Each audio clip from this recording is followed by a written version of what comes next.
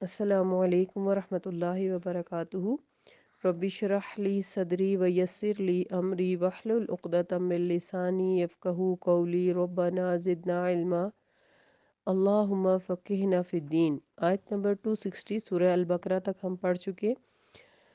पिछली आयत को थोड़ा सा देख लेते हैं। एक तो उस शख्स के बारे में गौर करने को कहा गया जिसने इब्राहीम अलैहिस्सलाम से उनके रब के बारे में झगड़ा किया था, क्योंकि अल्लाह ताला ने उसे इक़्तिदार अता किया था। जब इब्राहीम अलैहिस्सलाम ने कहा कि मेरा रब तो वो है जो ज़िंदगी और मौत देता है, तो उसने कहा ज़िंदगी और मौत तो मैं भी देता हूँ।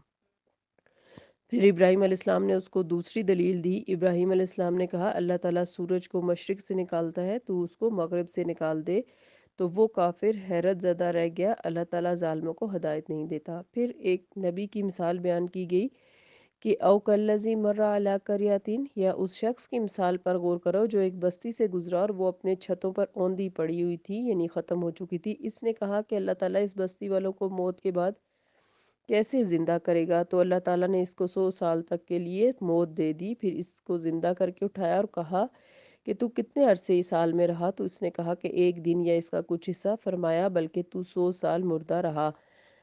अपने खाने पीने की चीज़ों को देखो, वो बिल्कुल ख़राब नहीं हुई, और तू अपने गधे को देख, और ये इसलिए कि हम तुझे लोगों के लिए एक निशानी बनाना चाहते हैं।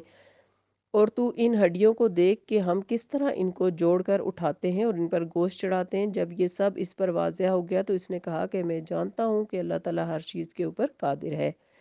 फिर इब्राहीम अलैहिस्सलाम की एक और मिसाल तौहीद के मुशाहिदे के लिए बयान की गई, जो कि वो अल्लाह ताला से फरमाते हैं कि ए मेरे रब, मुझे दिखा कि तू मुर्दों को कैसे ज़िंदा करेगा।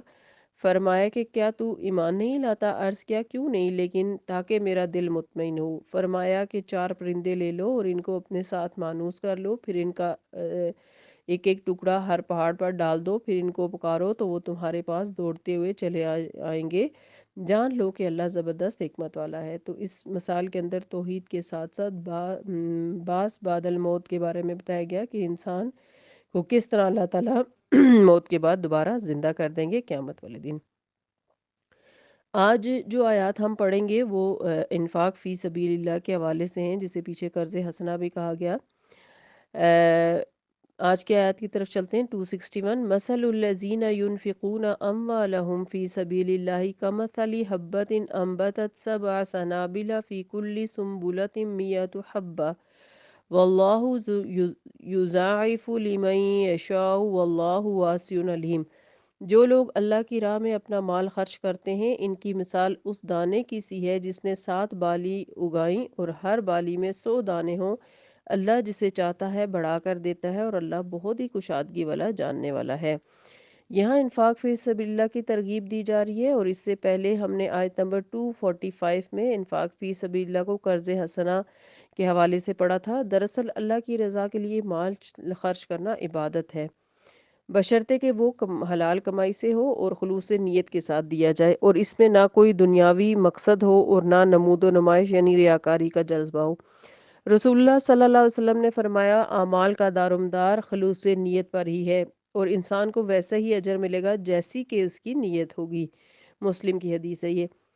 इसका मतलब ये है कि दिखावे और रियाकारी के जज्बे के साथ किए हुए अमाल और इन्फाक का कोई अजर ना मिलेगा। रसूलुल्लाह सल्लल्लाहु अलैहि वसल्लम ने रोज़े क़यामत अर्शे लाई का साया पाने वाले 7 औसाफ के हामिल अफराद का जब जिक्र किया, तो उनमें से एक वो है जिसने सदका किया और उसे छुपा कर रखा, मख्फी रखा, यहाँ तक कि बाएं हाथ को भी खबर ना हुई कि दाएं हाथ ने क्या खर्च किया। ऐसी मुखलिसाना जज्बे के साथ किए हुए अमाल और इन्फाक का भरपूर अजर मिलता है, और यहाँ वादा अजर भी बड़े ही फसी और बलीग अंदाज में किया जा रहा है। दुनियावी खेती में अल्लाह के फजलो करम से एक 700 दाने हासिल होते हैं, यानी एक अगर आप डालते हैं बीज, तो उससे 700 दाने हासिल होते हैं। तो आखिरत की फसल को कितना बढ़ा दिया जाएगा, जबकि इसके लिए तो अल्लाह ताला सूरह शूरा आयत नंबर 200 में फरमाते हैं कि नज़िद लहू फ़ी हर्सिही का खसूसी वादा है, यानी हम इसकी खेती में इजाफ़ा कर देंगे। इस पर क़यास कर लिया जाए कि वहाँ कितना बढ़ा चढ़ाकर अजर व सवाब अता किया जाएगा। रसूलुल्लाह सल्लल्लाहु अलैहि वसल्लम ने बुखारी में फरमाया, जब तुम में से कोई अपना इस्लाम दुरुस्त कर ले تو اس کو ہر نیکی کا اجر 10 گنا سے 700 گنا تک ملتا ہے۔ دراصل یہاں مومنوں کو انفاق فی سبیل اللہ کی طرف راغب کیا جا رہا ہے اور یہ احساس دلایا جا رہا ہے کہ انہوں نے ایمان کی دعوت قبول کرنے کے بعد اپنے رب سے جان و مال کو اس کی راہ میں قربان کرنے کا عہد کیا ہوا ہے۔ لہٰذا اب ان کا ذوق اور انداز فکر بدل جانا چاہیے۔ دنیا دار مال کمانے اور یہاں کے مفادات حاصل کرنے کو کامیابی اور مقصد حیات سمجھتا ہے، جبکہ ان کی زندگی کا مقصد تو اخروی فلاح ہے، یعنی جو مومنین ان کا۔ لہٰذا حلال ذرائع اور محنت سے کمائے ہوئے مال کو اللہ کی راہ میں خرچ کر کے آخرت بنانے کو ہی کامیابی سمجھیں۔ اللہ تعالیٰ اسے قرض حسنہ کہتے ہیں اور اس کو کتنا بڑا چڑھا کر واپس کرے گا، اس کو بڑی ہی دل نشین انداز میں بیان کیا گیا ہے۔ کہاں دنیا کی شرح منافع اور کہاں آخرت کا منافع۔ اگلی آیت میں اللہ فرماتے ہیں الذین ینفقون اموالہم فی سبیل اللہ ثم لا یتبعون ما انفقوا منا ولا اذى لهم اجرهم عند ربهم ولا خوف علیہم ولا هم یحزنون۔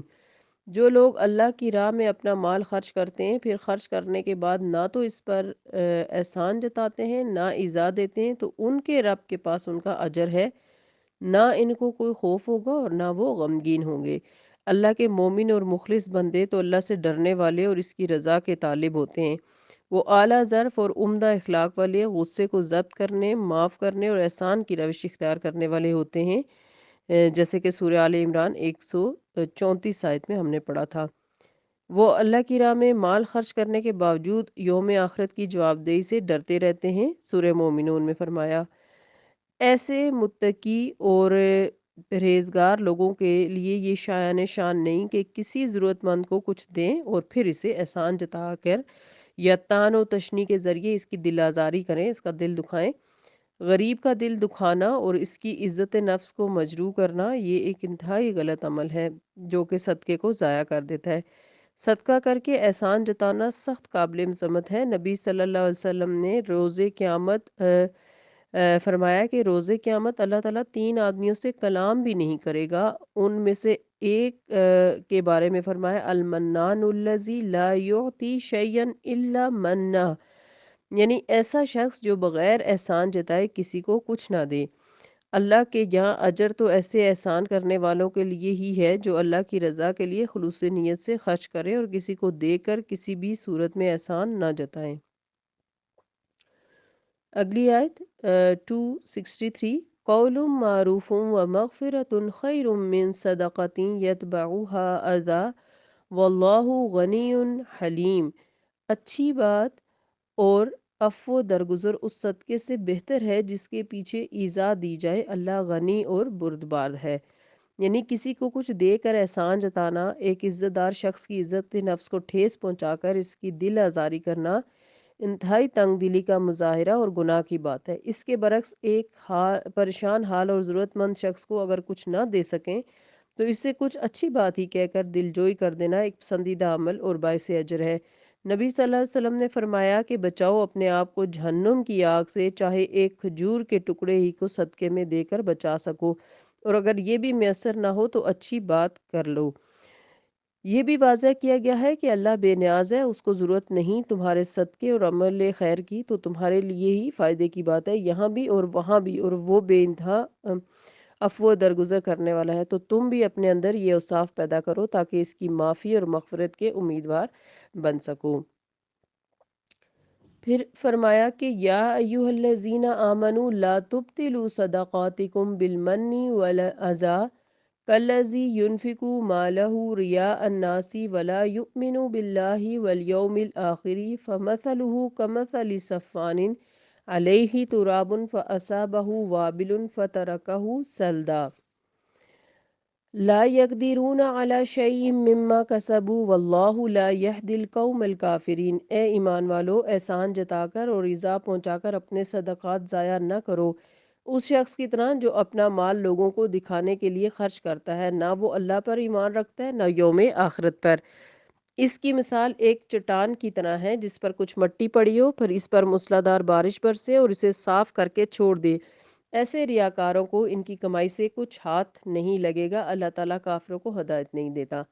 تو یہاں اس آیت کے اندر فرمایا کہ احسان جتا کر ایذا پہنچا کر اپنے صدقات کو ضائع نہ کرو، یعنی صدقہ دے کر احسان جتانا مخلص مومنوں کا شیوا نہیں بلکہ یہ منافقوں کا انداز ہے جو محض دکھاوے اور دنیاوی اغراض و مقاصد کے لیے مال خرچ کرتے ہیں، نہ کہ اللہ کی رضا اور خوشنودی حاصل کرنے اور آخرت بنانے کے لیے۔ اللہ اور یوم آخرت پر تو ان کا ایمان ہوتا ہی نہیں بلکہ ان کے ایمان کا اقرار اور کچھ ظاہری اعمال صرف نمود و نمائش ہی کے لیے ہوتے ہیں۔ اللہ تعالیٰ کے یہاں ایسے اعمال کا نہ کوئی وزن اٹھے گا نہ ہی کوئی اجر ملے گا۔ یہاں بڑی عمدہ مثال دے کر مومنوں کو اس بات سے آگاہ کیا گیا اور منافقوں کو جھنجھوڑا گیا ہے کہ جس طرح ایک صاف اور سخت چٹان پر پڑی ہوئی مٹی کی تہ، یعنی جو بظاہر پتھر کو چھپا دیتی ہے لیکن اس کے اندر اصل میں پتھر ہوتا ہے، اور وہ مٹی جو ہے وہ کیا ہوتا ہے کہ موسلادھار بارش سے بہہ جاتی ہے اور وہ چٹان جیسی تھی ویسی صاف اور سخت حالت میں رہ جاتی ہے اور بارش کے باوجود اس پر کچھ بھی نہیں اگ سکتا۔ اسی طرح ریاکاروں کا جو عمل ہے، وہ انفاق ہے جو، وہ بالکل ہی ضائع ہو جائے گا، انہیں اس سے کچھ بھی ہاتھ نہیں آئے گا۔ تو ریاکاری سے کیا گیا عمل ضائع ہو جائے گا۔ پھر اللہ فرماتے ہیں کہ اس کے برعکس آخرت کی تمنا رکھنے والے سچے مومنوں کا عمل اور انفاق مالک حقیقی کی رضا اور خوشنودی کے حصول کے لیے ہوتا ہے۔ اس سے ان کو حقیقی خوشی حاصل ہوتی ہے اور یہ اطمینان قلب کا باعث بنتا ہے۔ خواہش نفس پر رضائے الہی کو ترجیح دے دینا ایمان میں تقویت کا باعث ہوتا ہے، یعنی اس سے ہمارا ایمان بہت مضبوط ہوتا ہے۔ اس بات کو بڑی ہی خوبصورت مثال کے ذریعے واضح کیا گیا کہ جیسے کسی اونچی جگہ پر زوردار بارش ہو اور زمین کو پانی ملے تو جو ہے وہ دگنا پھل دے گی، اور اگر پانی نہ بھی ملے تو اس میں بہت زبردست جو ہے وہ پھل آئے گا جو کہ دیکھنے والے کو خوش کر دے گا۔